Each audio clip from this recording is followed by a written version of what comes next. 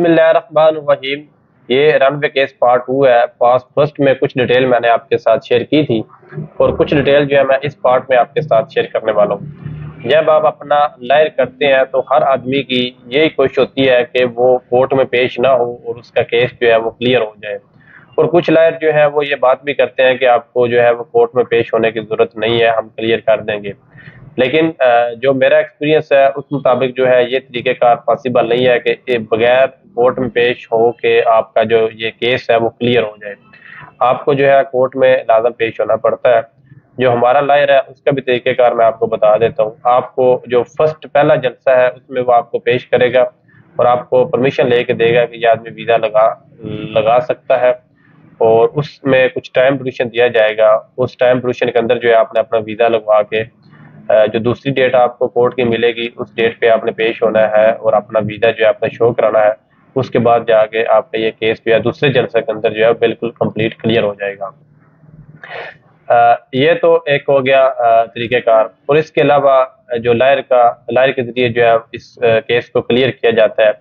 इसके अलावा एक और भी तरीक़ेकार है, उसमें भी जो है कभी-कभी जो आपका चांस लग जाता है। वो तरीक़ेकार क्या है? उसमें ये होता है कि जो बहरीन गवर्नमेंट है वो 4 साल बाद 5 साल बाद जो है एक रिलीज़ देती है और उस रिलीज़ के अंदर जो है अनाउंस दिया जाता है जिसमें माफ़ी का ऐलान किया जाता है कि अगर आपके ऊपर कोई रनवे केस वगैरह है तो या अगर आप ज़्यादा टाइम से आपका वीज़ा नहीं है तो आप जो है वो अप्लाई करें और अपना वीज़ा जो है लगवा सकते हैं। अगर इस तरह का किसी टाइम ड्यूरेशन के अंदर जो है आपका आ जाता है तो उसमें भी जो है आप खुद को जो है वो क्लियर कर सकते हैं। आपका वीज़ा जो है वो लग जाता है जब आम माफ़ी का जो ऐलान किया जाता है। ये ऐलान जो है मेरे ख्याल से एक बार हुआ था 2018 में हुआ था और उससे पहले शायद 2014 में हुआ था। और इस ऐलान में भी जो है उसकी भी डिटेल मैं आपके साथ शेयर करता हूँ। 2018 में भी ये ऐलान हुआ था। उस वक़्त भी जो है जो रनवे केस वगैरह थे उन्होंने बोला था कि जिनके भी रनवे केस वगैरह जो भी है या जितने भी ज़्यादा टाइम से उनके वीज़े अगर एक्सपायर है तो वो राब्ता करें और फ्लेक्सी वीज़ा अप्लाई करें। तो उनको फिर उन्होंने जो है वो फ्लेक्सी वीज़ा प्रोवाइड कर दिए थे। बाकायदा वो लीगल हो गए थे वो लोग और वो लोग जो है बाकायदा पाकिस्तान में भी आए हैं और फिर दोबारा बहरीन में भी गए हैं। उसमें एक चीज़ है जो हर आदमी को इस बात का पता नहीं है। जब आपका अगर किसी का पुराना रनवे केस है तो उसका जो केस है वो कोर्ट में चला जाता है। तो कोर्ट में केस आपका मौजूद ही है, लेकिन ये जो आम माफ़ी का ऐलान हुआ है उसमें आपकी इमिग्रेशन क्लियर हो जाती है और LMR क्लियर हो जाती है। उस बिहाफ पे जो आपका वीज़ा लग जाता है तो फिर आपका इमिग्रेशन में भी कोई इशू नहीं होता और LMR में भी आपका कोई इशू नहीं है। मैं उनकी बात कर रहा हूँ जिनका रनवे केस था और 2018 में उनका क्लियर हुआ और उनका वीज़ा लगा।